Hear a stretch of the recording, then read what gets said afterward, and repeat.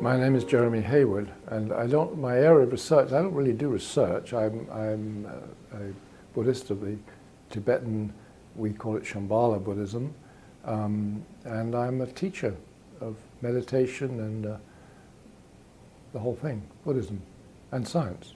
I was, 40 years ago, I was trained as I got a PhD in nuclear physics at Cambridge University. Then I went on to do research in molecular biology, and then I discovered Buddhism as, to me, a science. It was sort of continuous. I went into physics when, as a teenager, I read this book that said, it seems like the universe is more like the thoughts of a great thinker than the workings of a great machine. This was James Jeans, and that got me.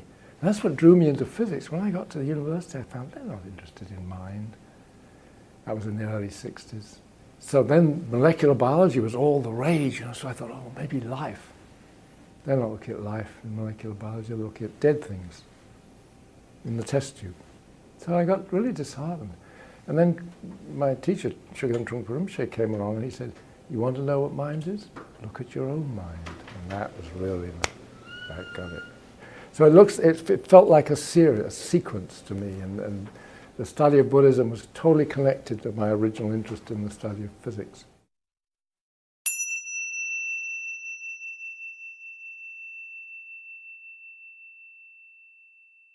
Literally, what we're talking about is the non-distinction or non-duality of I and other, primarily, good and bad.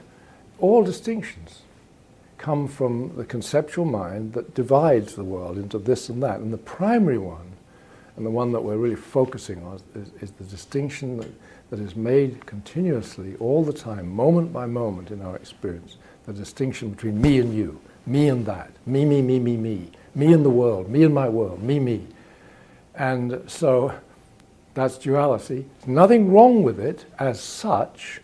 When it becomes a problem is when we completely forget the ground is there's no me, there's no other, separate permanently existing entities. There's just a flow of energy and awareness, and then something pops up and says, me! And that starts the whole duality thing. But duality and non-duality are really two sides of the same coin. You can't separate one from the other. You just have to see the whole thing, which is duality and non-duality together.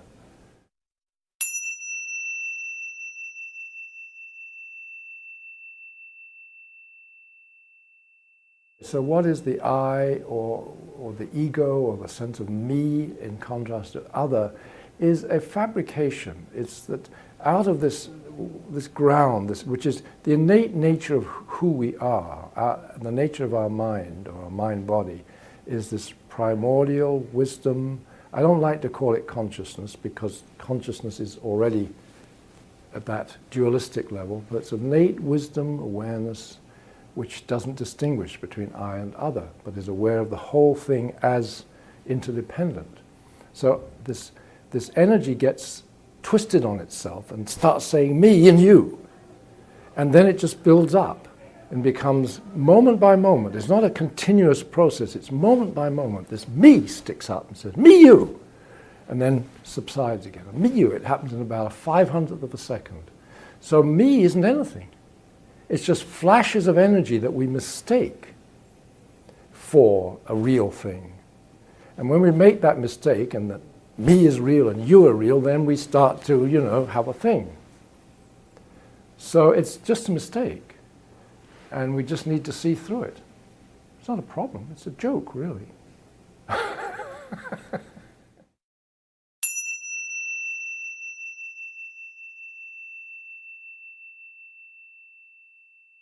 We emphasize what we call emptiness, which means beyond concept. The fundamental nature is beyond concept, no concept. Now, if we say consciousness exists or awareness exists, then and it's the only thing that really exists, we're distinguishing. We have to say, and at the same time it doesn't exist. Awareness exists, but it doesn't exist. See? We can't say awareness exists and it's the ground of all being. It's the ground of non-being. It doesn't exist. Everything comes from it, everything comes from nothing. When we say nothing, and that's a confusion and a mistake that has been made in the West, nothing or emptiness means no concept, no thing, no separate entity. That's what nothing, emptiness means. At the same time, therefore, it's full of all possibilities. That's what we mean by nothing. So it's awareness, space, possibility, but you can't pin it down. And you can't even pin it down and say it exists.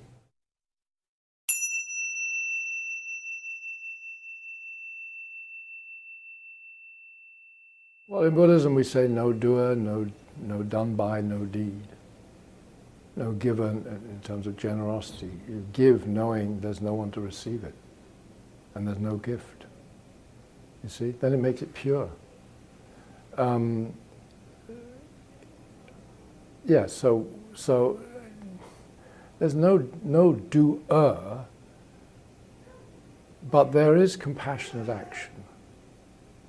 Out of this understanding of the transparency of ego, the becomes the wisdom of knowing things precisely as they are, and out of that comes compassion.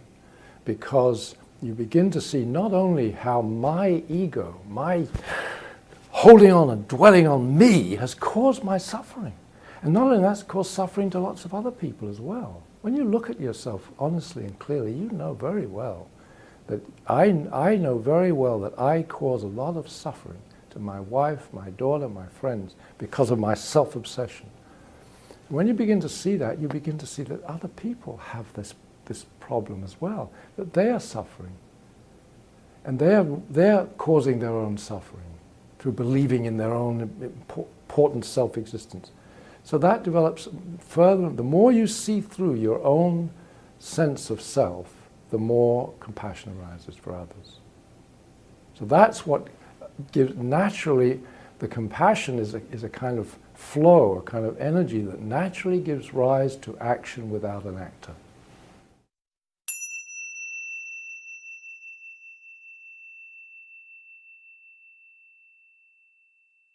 We can be aware of things without being conscious of them.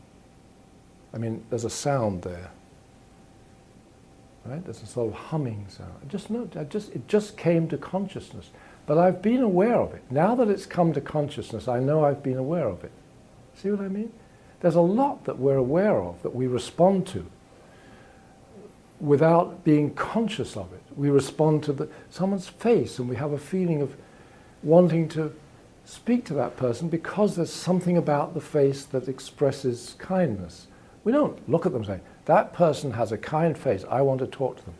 We just go towards them. So there's a lot more going on than what we are conscious of in the normal sense of conscious.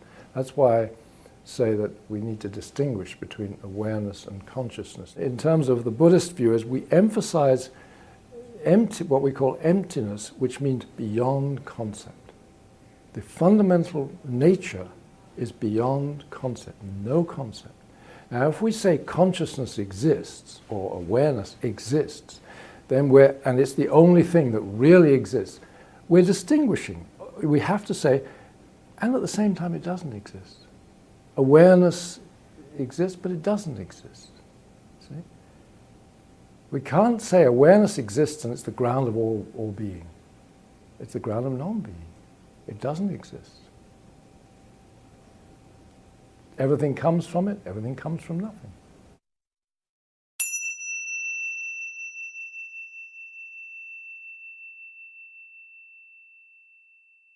First, because the Dalai Lama loves science. He often says, you know, he had a watch when he was a little boy and he took it apart and put it back together. And if he hadn't been a Dalai Lama, he'd have been an engineer. Second, the Dalai Lama makes bridges all over the place. He has discussions with Jews and Arabs, you know, all over the place, trying to make bridges. That's his compassion. That's the manifestation of his compassion. And third, I would say, because I'm putting it all in his, it's my understanding, but because he realizes that science is the dominant belief system in the West.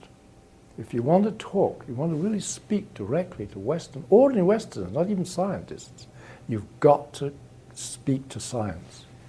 I say, this isn't I say science in its conventional scientistic sense, science is the religion of our time. Because people believe in science without ever questioning it. The scientist says, oh, okay. You know, just like in the old days it was the priest. The priest says this is true. Okay, this is true. Now it's the scientist says this is true. Okay, I believe it. It's just the same thing. And those scientists, which are probably still 90% of scientists, or 80, you know, it's still a majority, don't question the basis of their belief, their metaphysics. This whole materialism thing is unquestioned, and yet it's false.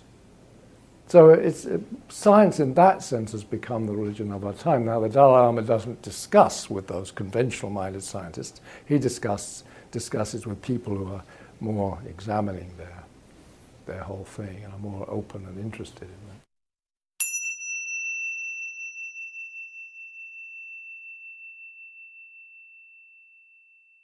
It's really hard to say. Again, you know, it's a bit of a problem when we start going around saying everyone's saying the same thing. I find that also with this notion that all religions are saying the same thing. At the deepest level, the inner, you know, meditative, contemplative level of, say, Christianity, Judaism, Hinduism, Buddhism, there's a commonality, but on the surface they're not saying the same thing.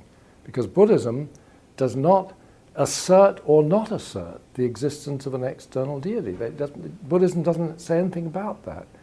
So, well, if we say are Buddhists and scientists saying the same thing about the fundamental level of the nature of ourselves and our being, and I would say that they're coming at it from a totally different point of view. So the Buddhist is looking directly at mind, directly, with no intermediary. The scientist, the physicist, isn't even looking at mind. He or she is looking at what's out there and coming to the conclusion that somehow some aspect of mental phenomena must be involved. So, and that involvement of some kind of mind aspect is not separate from whatever we think matter is. So that's the sort of non-dual aspect of it. And that the sort of global mind somehow creates moments of experimental measurement, for example. Now, that's very close. But, you know, it's like they're running parallel, you could say. They're almost overlapping now, but they're not speaking about the same thing. So, I mean, it's wonderful that the quantum physicists are being started. The most important thing is quantum physicists are saying the basic material of the universe has mind as part of its, some say it's neutral monism, which means it's all mind, others say neutral. No, neutral monism means it's neither mind nor matter. Neutral idealism, it's all mind. Whatever it is, they are bringing mind into the basic nature of reality. That's the most important thing.